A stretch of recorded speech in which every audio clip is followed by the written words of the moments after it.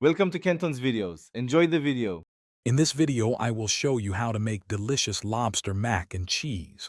First, select high-quality lobster tails, either fresh or frozen.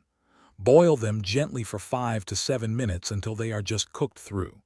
Carefully remove the succulent meat from the shells, then chop it into perfect bite-sized pieces. This ensures every forkful has a wonderful lobster flavor. Next, let's prepare our pasta and start the cheese sauce. Cook 16 ounces of elbow macaroni according to package directions, ensuring it's al dente. In a separate large saucepan, melt 4 tablespoons of unsalted butter over medium heat.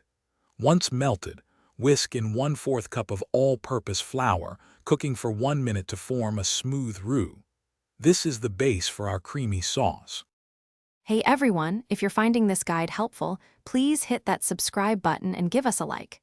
Quick recommendation: just like a good mac and cheese needs the right ingredients, you need to stay hydrated.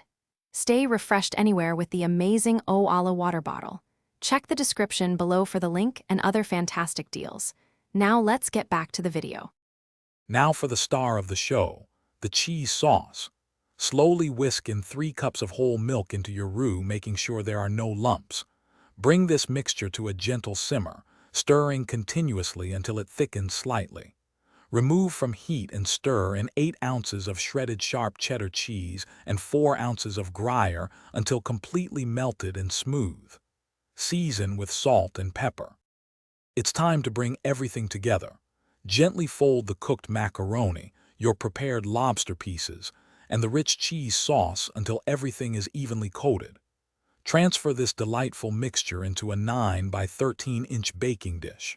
For a perfect golden crust, sprinkle a generous layer of panko breadcrumbs over the top. Bake at 375 degrees Fahrenheit for 20 minutes. Thanks for watching. Consider subscribing if we helped you.